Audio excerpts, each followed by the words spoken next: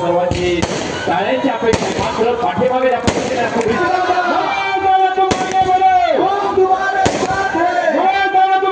अपघातानं आमदार झाले, पण खरं तर आपण प्रत्येक वेळेलाच अपघातानं आमदार झाला होता. आपली काय क्षमता आहे या ठिकाणी 25 वर्ष तुम्ही फक्त एखाद्या सर्वेची एजन्सी नेमाने तुमच्या विषयाच्या प्रतिक्रिया या ठिकाणी जाणून घ्या. तुमच्या बरोबर लक्षात येईल की अपघातानं मी आमदार झालोय का तुम्ही अपघातानं आमदार झाला होता. तर या ठिकाणी मी आता पहिल्यांदा सुरुवात करतो की माझ्या 3.5 महिन्यातल्या कामाची, आणि त्यांनी पण सांगावं 25 वर्षात काय काम केले ते.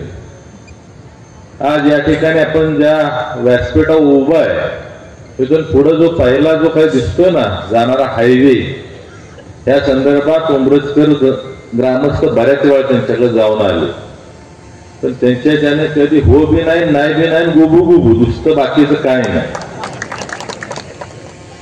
आणि 25 वर्ष नुसतं गुबू गुबू केलं, बाकी काहीच केलं नाही. असली परिस्थिती आहे.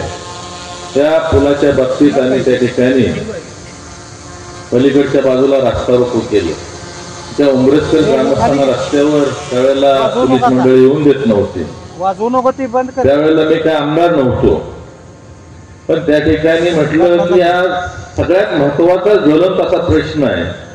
जरी आपण सरकार बरोबर असलं तरी सरकारला सुद्धा या गोष्टीची त्या ठिकाणी माहिती झाली पाहिजे. आणि या भूमिकेतनं त्या ठिकाणी रस्ता रोकोसाठी स्वतः हजर राहिलो. मला डीएसपीनी कानातून हळूच सांगितलं की इथं जर तुम्ही रस्ता रोको केला तर आम्ही केसेस दाखल करणार आहे. अरे म्हणलं राजकारणात आमच्या 302 झाली, ही काय म्हणून होणार आहे, त्याचा काय एवढा विषय येणार आहे. आणि म्हणलं माझं नाव किंवा अजिबात त्यात वगळायच्या भानगडीत पडू नका, 1 नंबरला त्यात माझं नाव घ्या, असं आम्ही पळकुटं नाही निम्म्यातनं पळून जाणार. आणि त्या ठिकाणी आम्ही हा रस्ता बंद केला. त्यानंतर विधानसभेचं इलेक्शन झालं आणि पहिल्यांदा या ठिकाणी नागपूरला जे अधिवेशन झालं त्या अधिवेशनाच्या वेळेला आदरणीय रस्ते वाहतूक मंत्री नितीनजी गडकरी यांना जाऊन मी त्या पिरियडमध्ये 3 वेळा भेटलो. त्यांना इथली परिस्थिती समजून सांगितली. त्यांना अगोदर असं वाटलं की सेगमेंटल ब्रिज पाहिजे म्हणजे आरपार दिसायसाठी पाहिजे.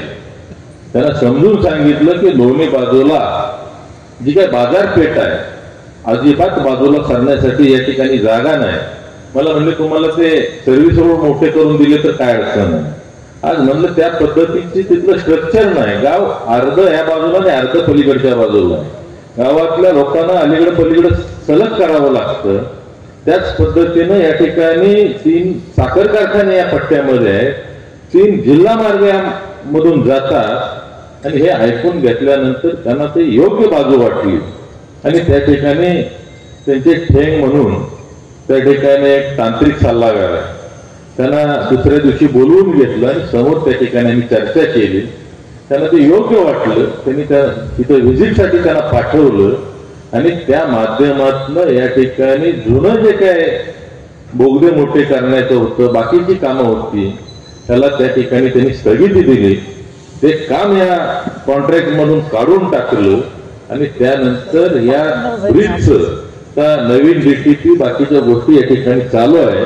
आणि येणाऱ्या मे महिन्याच्या एंड पर्यंत या ठिकाणी या 360 कोटीचं टेंडर या सेगमेंटल ब्रिजचं या ठिकाणी होईल आणि 1 महिन्याच्यात हे केलं. त्यानंतर या विभागाचा सगळ्यात ज्वलंत प्रश्न मगाशी बाबांनी सांगितलं की या ठिकाणी अंधारवाडी वगैरे या गावांना स्कीम बंद पडल्यामुळे पिण्याच्या पाण्याची सुद्धा अडचण झाली. ती लोक त्यांच्याकडे गेली, बाबा ही स्कीम जर उद्या बंद पडली तर या ठिकाणी आमचं जगणं मुश्किल होईल, तर तुम्ही याला काहीतरी आर्थिक मदत केली पाहिजे, त्यामध्ये काहीतरी मार्ग काढला पाहिजे. तर त्यावेळेला मंत्री होते, मंत्रिपदाची हवा डोक्यामध्ये होती. त्यावेळेला त्या मंडळीने सांगितलं असं काही जगणं बिगणं कोणाचं मुश्किल नसतंय, अवघड नसतंय. एक काम करायचं, डबा घ्यायचा आणि सेंटरिंगच्या कामावर जायचं. सेंटरिंगच्या कामाला लेबर मिळत नाही. आज एका जबाबदार मंत्र्याचं हे उत्तर आहे का हो? त्या ठिकाणी त्यानंतर त्या मंडळीने आम्हाला गावामध्ये बोलवलं. आमचे सहकारी पण त्यावेळेला होते. लांब लचक भाषणं केली त्यांनी, तिथनं असं करू तिथनं तसं करू. आता मी भाजपमधला त्यावेळेला सिनियर होतो, आमदार नव्हतो आणि काही मंडळी जिल्हाध्यक्ष पण नव्हते. त्यामुळे आता शेवट माझी वेळ असायची. थांबा म्हणला तर तुम्हाला जे पाहिजे ते देणं गरजेचं आहे. त्या लोकांना सांगितलं की या ठिकाणी उद्या सकाळपासून तुमच्या गावामध्ये टँकर येतील आणि जोपर्यंत तुम्हाला या ठिकाणी पाण्याची गरज आहे तोपर्यंत मी माझ्या खिशातनं या ठिकाणी तुम्हाला ते टँकरनं पैसे. आणि जवळपास 4 ते 5 महिने त्या ठिकाणी मी पाणी दिलं. त्यानंतर जलजीवन मिशनच्या स्कीम होत्या, त्या काही तारळी नदीवर शिफ्ट केल्या आणि त्या माध्यमातून त्यांचा पिण्याच्या पाण्याचा प्रश्न या ठिकाणी मिटला. आम्ही हे केलं. आज त्या ठिकाणी पाल इंदोली उपसा सिंचन ही ह्या विभागाचा अतिशय ज्वलंत प्रश्न आहे. ज्या दिवशी पाल या ठिकाणी प्रचाराचा शुभारंभ केला आणि त्या शुभारंभाला आदरणीय देवेंद्रजी फडणवीस साहेब त्या ठिकाणी आले होते आणि त्यांना त्या ठिकाणी सांगितलं, त्यांना समजून दिलं की या ठिकाणी हा प्रश्न अतिशय महत्वाचा आहे. आणि या ठिकाणी आपल्या जिल्ह्याचे पालकमंत्री शंभूराजी देसाई साहेबांनी याच तारळी नदीवर 100 मीटर हेडला 5 LIS मंजूर करून त्या ठिकाणी कार्यान्वित केलेले आहे. परंतु आमच्या कारडोत्तरचे आमदार झोपलेले असल्यामुळं 25 वर्षात त्यांच्याच्यानं काही 100 मीटर हेडला कसलंही काही झालेलं नाही. त्या ठिकाणी शपथ घेतली. ज्या दिवशी नागपूरच्या अधिवेशनामध्ये मला बोलायला वेळ मिळाली त्यावेळेला मी ह्या पाल इंदोली उपसा सिंचन योजना, हनगरवाडी धनगरवाडी योजना, आमचं शामगाव असेल त्याच पद्धतीनं राजाचं कुर्लं नागझरी तसंच गणेशवाडी उपसा सिंचन योजना, ह्या सगळ्या योजना त्याच पद्धतीनं रेल्वेचे काही प्रश्न मांडले आणि ह्या सगळ्या गोष्टी आज त्या 4 महिन्यामध्ये बऱ्यापैकी मार्गस्थ झालेल्या आहेत. आज पाल इंदोली उपसा सिंचन योजनेला सुद्धा मागच्या 15 दिवसापूर्वी आदरणीय जलसंपदा मंत्री राधाकृष्णजी विखे पाटील यांची पाणी जे काही 100 मीटर हेडला जे काही मंजूर लागतं करायला त्या मंजुरीच्या फाईलवर त्या ठिकाणी सही झाली. त्या ठिकाणी जलसंपदाचे सचिव आहेत. मी त्यांचा पिछा अजिबात सोडला नाही. मी 2 महिन्यामध्ये किमान 12 ते 13 वेळा त्यांना भेटलो. मला म्हटले तुम्ही आता इतक्या वेळा मला भेटलाय आमदार साहेब, पण मी 8 वर्ष ह्या विभागाची कार्यरत आहे, पण 8 वर्षात तुमचा आमदार किंवा त्याचा कोण प्रतिनिधी मला कधीच इथं माझ्या आसपास सुद्धा दिसला नाही. अशा पद्धतीनं तुम्ही कधीही कुठल्या कामासाठी प्रयत्न केले नाही आणि आम्हाला तुम्ही काय म्हणता तर हे अपघातानं आमदार झाले. अरे आज या पाल इंदोली उपसा सिंचन योजनेचा सर्वे येणारे 1.5-2 महिन्यामध्ये चालू होतोय. त्याच्यासाठी लागणारे ही टेंडर काढतोय सर्वेसाठी. ही काम आम्ही या ठिकाणी 4 महिन्यामध्ये केलं. आज हनगरवाडी असेल धनगरवाडी योजना या ठिकाणी म्हणजे 3.5 महिन्याची योजना पूर्ण झाली का तर या ठिकाणी 2014ला आदरणीय देवेंद्रजी फडणवीस साहेबांचं सरकार या ठिकाणी आलं आणि खऱ्या अर्थानं त्यावेळेला 14 पासून चंद्रकांत दादा या विभागामध्ये असायचे. त्यांच्या माध्यमातून या ठिकाणी हनगरवाडी आणि धनगरवाडीसाठीचा निधी आम्हाला ज्या पद्धतीनं जमल त्या पद्धतीनं आणला आणि खऱ्या अर्थानं आमदार झाल्यावर या 3.5 महिन्यामध्ये या कामांना फार मोठ्या प्रमाणावर गती दिली. कारण माहित आहे की या ठिकाणी ज्या वेळेला मार्च महिना येतो त्यावेळेला या विभागाचा पिण्याच्या पाण्याची अडचण होत असते आणि त्या पडतेनं या ठिकाणी ही योजना धनगरवाडी चालू केली. आणि आज सुद्धा कुठलीही या ठिकाणी कालवा पाणी वाटप समितीची बैठक असली तर त्यामध्ये आमचे प्रश्न आम्ही या ठिकाणी मांडत असतो. आज राजाचं कुर्ला असेल, पारगाव आहे, शामगाव आहे, त्याच पद्धतीनं पाचुंड आहे, या गावांसाठी त्याच पद्धतीनं पलीकडे गोरेगाव, पुसेसावळी, नागझरी यासाठी 40 लाख रुपये सर्वेसाठी मंजूर केले. येणाऱ्या 8 दिवसामध्ये त्याचं सुद्धा या ठिकाणी सर्वेसाठीचं ही टेंडर निघेल आणि याचा सर्वे चालू होईल. आम्ही 3.5 महिन्यात हे केलं. आज या ठिकाणी मी 15 मिनिटं तुम्हाला सांगतो की काय केलं. आज ही 1-1 तास भाषण करतात. पण अख्ख्या भाषणात त्यांनी सांगावं की ह्या कराड उत्तर मध्ये मी ऐतिहासिक हे केलं, ते सांगू शकत नाहीत. कारण 25 वर्ष पेंगत आणि झोपत काढली. ना कारखान्याकडे लक्ष आहे, ना घराकडे लक्ष आहे, ना कुठंच लक्ष आहे. आणि ही वस्तुस्थिती आहे. त्या ठिकाणी खरं तर बोलण्यासारखं फार आहे, पण आज मला वेळ कमी ठेवला म्हटलं जातं की विधानसभेच्या इलेक्शन मध्ये त्याने कारखान्याच्या समोर न जाताना यशवंतरावजी चव्हाण साहेबांच्याकडे बघून शड्डू मारला. अरे हे आदरणीय दैवत आहे. त्या ठिकाणी 100% आम्हाला त्यांच्याविषयी अतिशय अभिमान आहे आणि आदर सुद्धा आहे. त्या ठिकाणी आम्ही यशवंतरावजी चव्हाण साहेबांचे विचार जोपासतो, पाळतो आणि केवळ स्वार्थासाठी कधीही यशवंतरावजी चव्हाण साहेबांचं नाव घेत नाही. तर 25 वर्षामध्ये आपण कधीही सभागृहामध्ये चव्हाण साहेबांचं नाव घेतलं नाही. पण त्या ठिकाणी मी ज्यावेळेला शपथ घेतली त्यावेळेला त्या ठिकाणी त्यांचं नाव घेऊन त्या ठिकाणी शपथ घेतल्याने त्यांच्या विचारानुसार, आचारानुसार सर्वसामान्य कुटुंबामध्ये सत्ता देण्यासाठी मी आज या मैदानात उभा आहे आणि या सत्तेचं विकेंद्रीकरण करणार आणि कराड तालुक्यातीलच होणारा चेअरमन हा सर्वसामान्य कुटुंबातील होणार. अरे तो ड्रोन खाली घे की आवाज.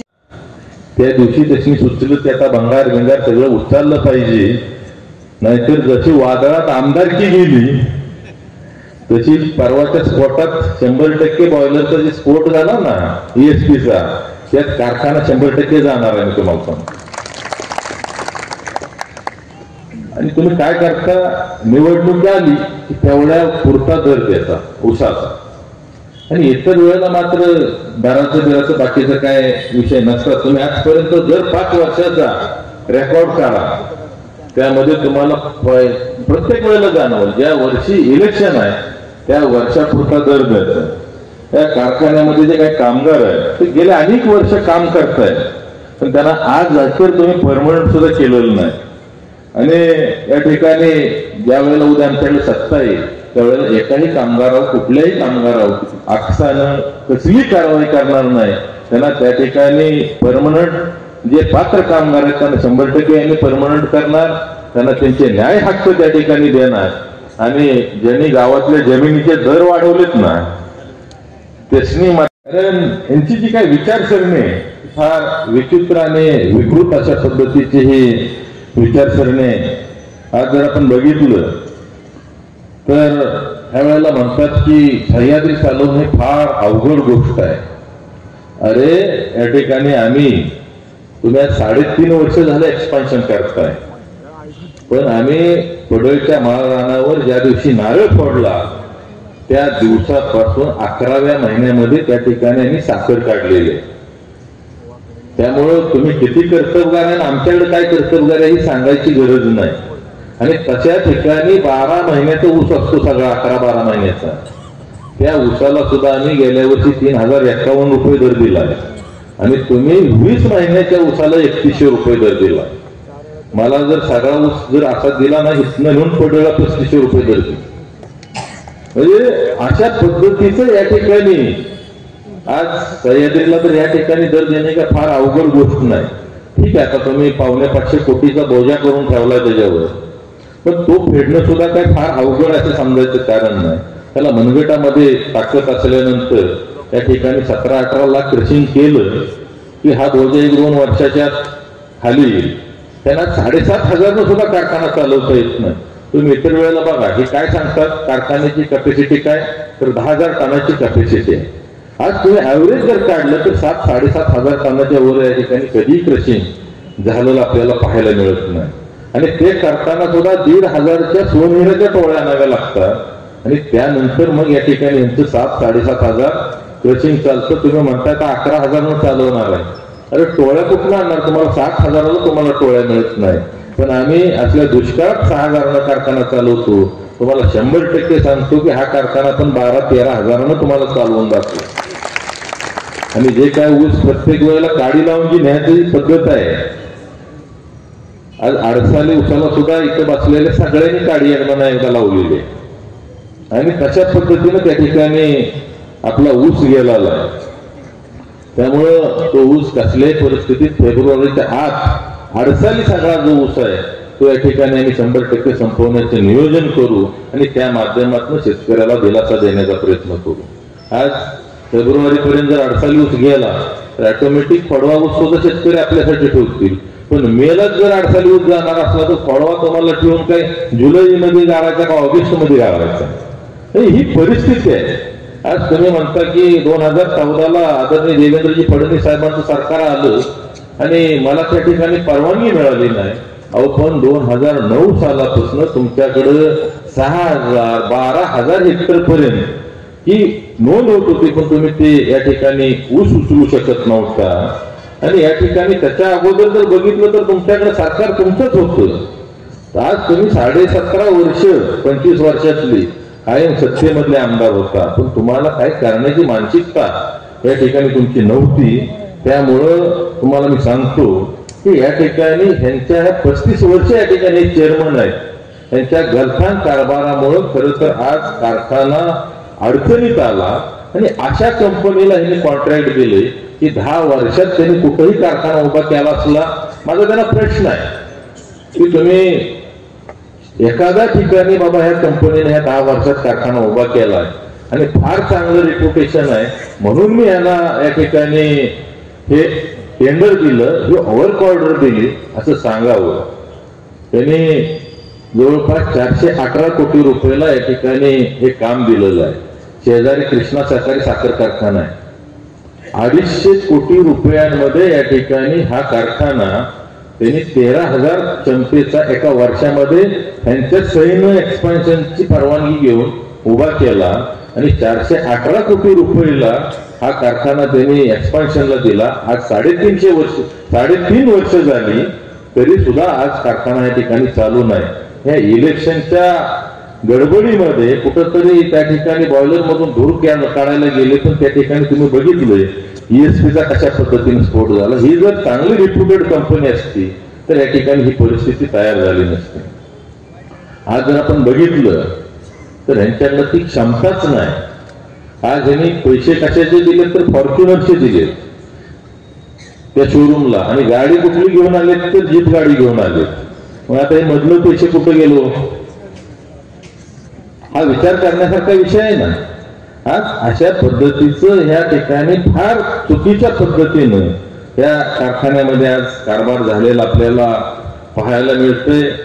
आज माझा त्यांना पहिला प्रश्न आहे की आज या ठिकाणी बसलेल्या प्रत्येक शेतकऱ्यानं माफीनामा लिहून दिलेला आहे.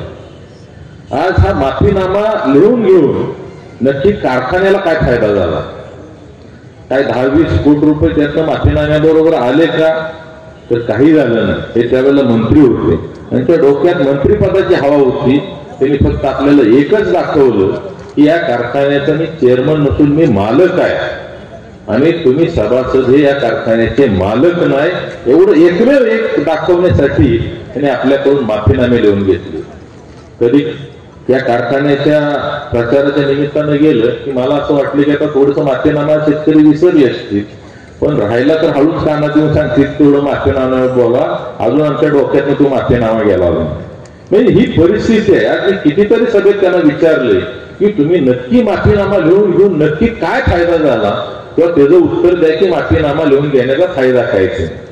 आज दुसरा विषय असा आहे की या ठिकाणी आमच्या जवळपास 8,500 सभासद त्यांचे वारस नोंदी तुम्ही केलेले नाही. नक्की ह्या वारस नोंदी न करण्यामागचं कारण काय, तर त्यांचं काय सभेतनं असं उत्तर आलं तेव्हा म्हणले बहिणी अक्षर घेतात. आता मला सांगा आपल्या काय बहिणी एवढ्या हलकट आहेत का यांच्या बहिणीसारख्या, एका मिनिटात त्या ठिकाणी आपल्याला हक्क सोडपत्र करून देतात आणि हे काय म्हणतात तर बहिणी अहो आज एवढी मोठी प्रॉपर्टी त्या भावाच्या कधी मन दाखवत नाही, तुमचा फक्त 15,000 शेअर्स त्याच्यामध्ये त्या कशाला मन दाखवतील.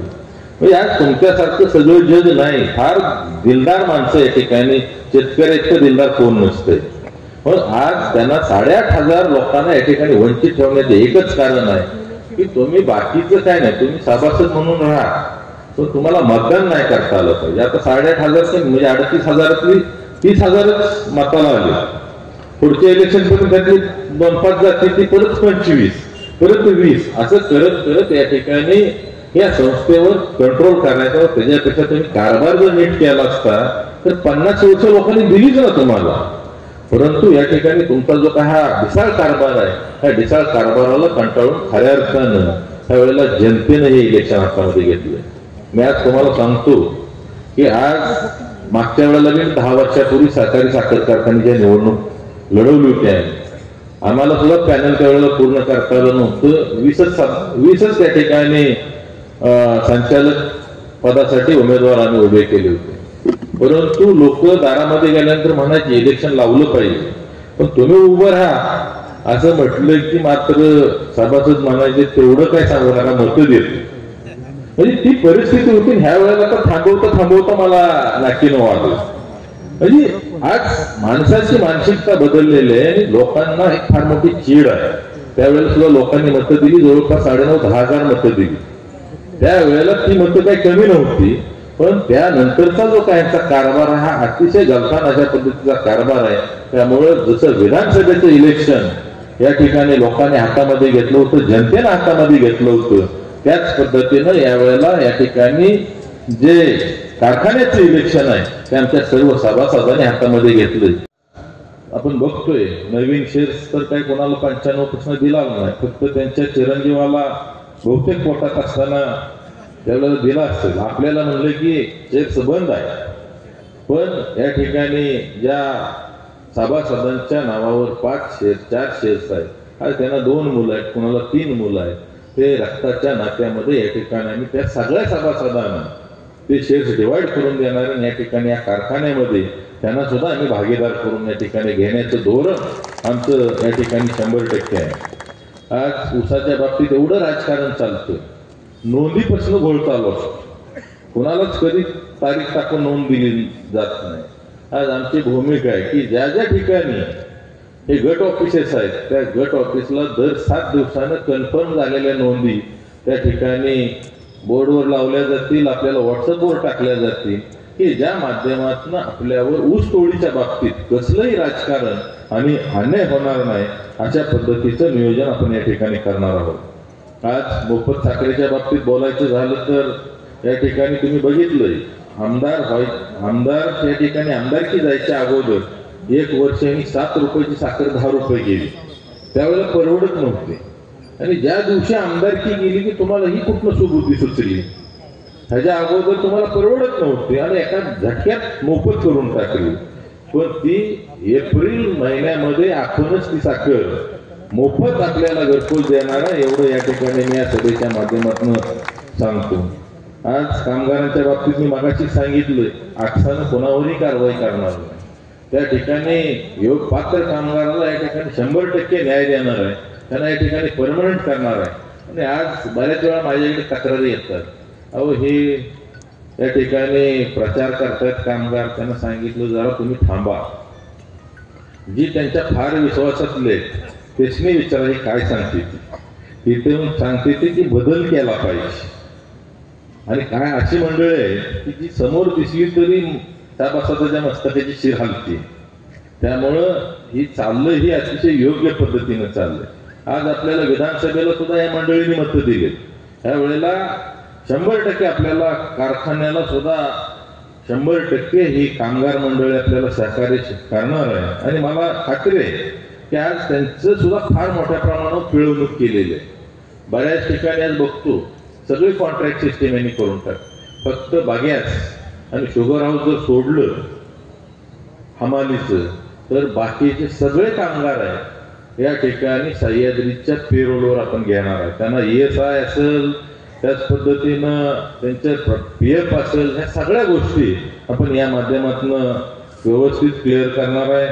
आज जर आपण पाहिलं तर 2000 सालापासून यांच्याकडे मोठ्या प्रमाणावर नोंद होती, पण यांना आजपर्यंत एक्सपान्शन करायचं सुचलेलं नाही.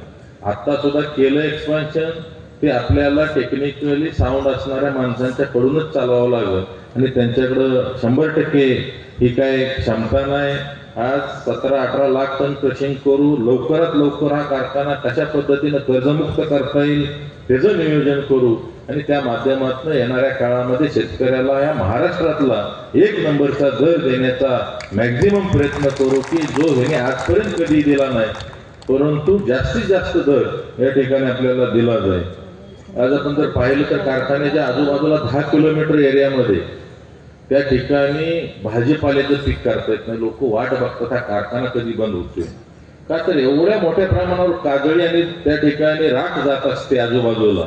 ऊसातनं दारं बघायला जरी आज गेलं तर काळाकुट्ट होऊन माणूस येतो.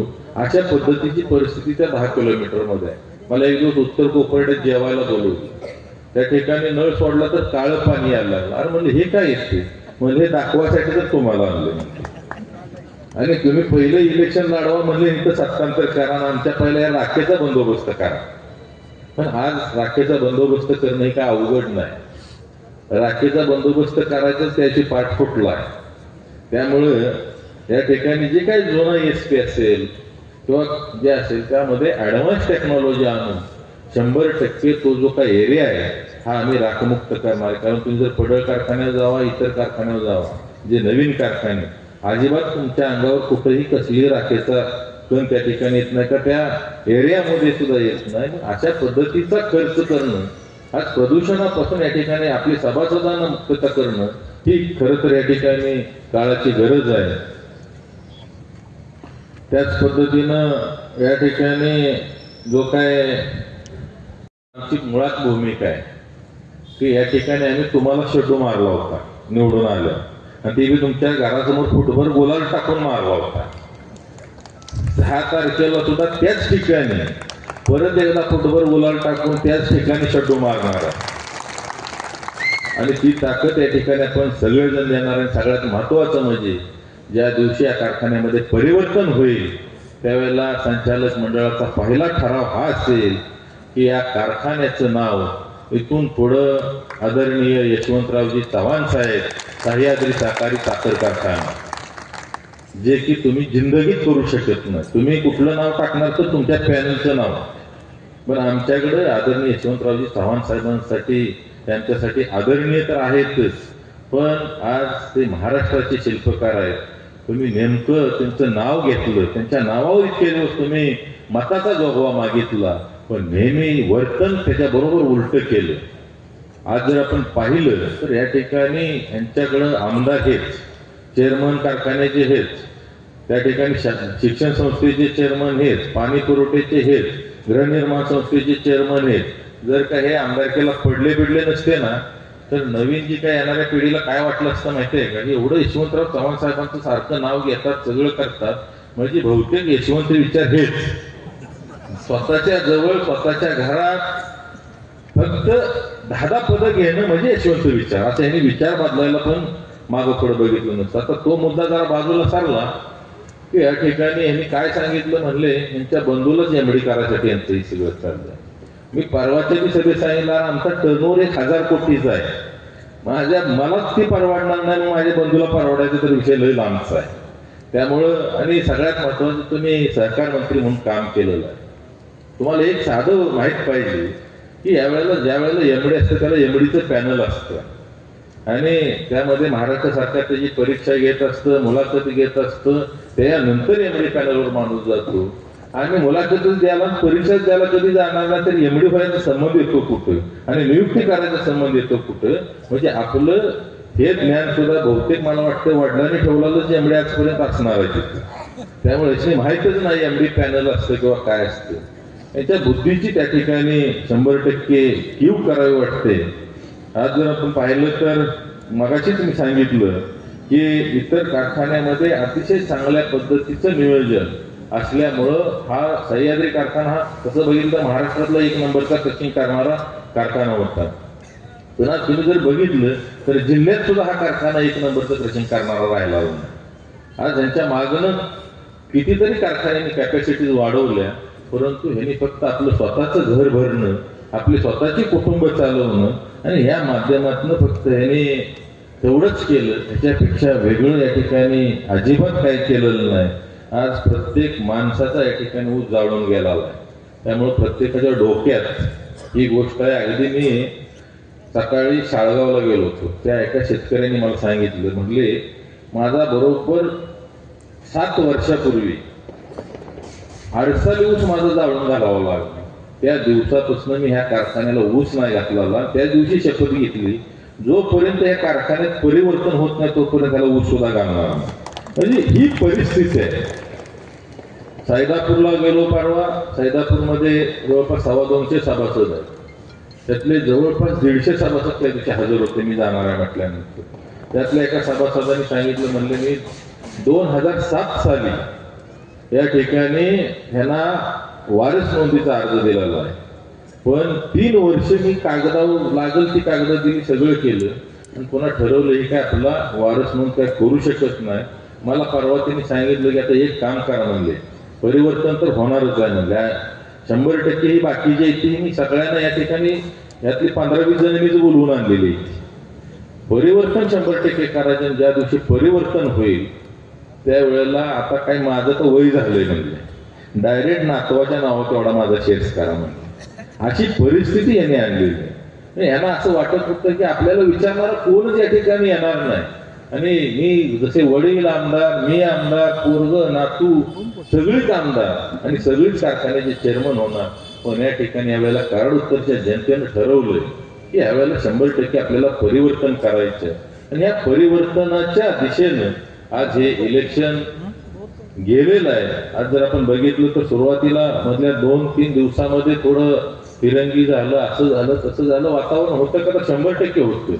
पण हे सगळं गडूळ झालेलं वातावरण या ठिकाणी आता खाली बसलेलं आहे, आणि 100% लोकांना एक माहिती झालंय की जर इथं परिवर्तन जर करायचं असेल तर या ठिकाणी पीडी पाटील पॅनलला जर हरवायचं असेल तर या ठिकाणी यशवंतरावजी चव्हाण साहेबांसारखा सुपुत्रच जो आहे त्यांच्या नावानं जे पॅनल आहे त्या पॅनलला या ठिकाणी निवडून दिलं पाहिजे. आणि त्या दृष्टिकोनातून आज बरीचशी माणसं या ठिकाणी त्यांनी लक्षात घेतलंय की या ठिकाणी जर आपण विमानाला मत दिलं तर ते डायरेक्ट पीडी पाटील पॅनलला जाणार. त्याच्यापेक्षा आपल्याला परिवर्तन जर करायचंय तर या ठिकाणी आपल्याला छत्री या चिन्हासमोर चिन्हावर शिक्का मारावा लागेल. आज 10 मतपत्रिका आपल्याला या ठिकाणी मतदानासाठी येणार आहे. या वेगवेगळ्या कलरच्या मतपत्रिका आहेत, आणि त्याच्यावर किती मतं द्यायची हे काय पण हिशेब करायची काहीच गरज नाही. फक्त छत्री या चिन्हावर शिक्का मारा, कारण 1 नंबर गट आणि 2 नंबर गटामध्ये 2-2च आपल्याला मतं द्यायची आहेत. त्यावर चिन्ह 5 येणार आहे. त्याच पद्धतीनं या ठिकाणी 3 नंबर 4 नंबर ते 6 नंबर आपल्याला 3-3 मतं त्यावर द्यायची आहेत. महिलाची जी पत्रिका त्यावर आपल्याला 2 मतं द्यायची आहेत, आणि इतर जे कॅटेगरीतलं मतदान आहे त्यावर आपल्याला फक्त 1-1 मत द्यायचं आहे. त्यामुळे ही बाकीचं लक्षात ठेवण्यापेक्षा फक्त एकमेव छत्री लक्षात ठेवा. फक्त छत्रीवर मत देत गेलं की बरोबर 21 मतं होत आहेत, आणि हे सांगणं फार गरजेचं आहे. कारण बऱ्याच वेळेला ज्यादा मतपत्रिका असले की त्यामध्ये कोऱ्या जाण्याची शक्यता फार असते, आणि त्यासाठी उद्याच्या दिवसामध्ये आपण प्रत्येक सभासदाला या ठिकाणी समजून सांगणं गरजेचं आहे की आपल्याला हे बाबा अशा पद्धतीनं मतदान करायचं. आज खरं तर या 10-12 दिवसामध्ये आपण सुद्धा सगळ्यांनी फार कष्ट घेतलेलं. आता फक्त अजून 2 दिवस आपल्याला या ठिकाणी कष्ट घ्यायचे, उद्याचा दिवस आणि परवा दिवशीचा दिवस. ह्या 2 दिवसामध्ये आपल्याला शेवटच्या सभासदापर्यंत पोहोचायचे. आणि मी कराड उत्तर विधानसभा मतदारसंघामध्ये फक्त यशवंतरावजी चव्हाण साहेबांचं नाव घेऊन या ठिकाणी त्यांच्या विचारांना हरताळ फासला जातो. आज या ठिकाणी कराड उत्तर मधील सर्वसामान्य शेतकऱ्याच्या मुलाला या ठिकाणी आमच्या सगळ्या मतदारांनी आमदार केलेलं आहे. तर माझी पण या ठिकाणी जबाबदारी आहे की या कराड उत्तर मधल्या सत्तेचं विकेंद्रीकरण करायचं, यशवंतरावजी चव्हाण साहेबांचे विचार अंमलात आणायचे, आणि त्या भूमिकेतनं मी या ठिकाणी एका सर्वसामान्य शेतकऱ्याच्या मुलाला या सह्याद्रीचा चेअरमन आणि व्हाईस चेअरमन करणार आहे. ही माझी भूमिका असणार आहे. आणि त्यासाठी मी एक अगोदर सभासदांना विचारण्यासाठी सभा सुद्धा घेईन, आणि त्यामध्ये सभासदांना विचारेन की बाबा चाललेला कारभार योग्य आहे का. जर सभासदांनी जर सांगितलं की या ठिकाणी तुम्हाला याचं नेतृत्व करावं लागेल तर त्या ठिकाणी मी त्याचं नेतृत्वही करणार आहे, आणि या संस्थेचं पालकत्व सुद्धा या ठिकाणी घेणार आहे. आणि ही भूमिका आम्ही आज शेवटपर्यंत ठेवलेली आहे. त्यामध्ये कसलाही बदल आजपर्यंत केलेला नाही. यामध्ये त्या ठिकाणी आम्हाला माहिती आहे की ह्यांना काय लागतं आणि कुठल्या मुद्द्यावर हे जाणार आहे.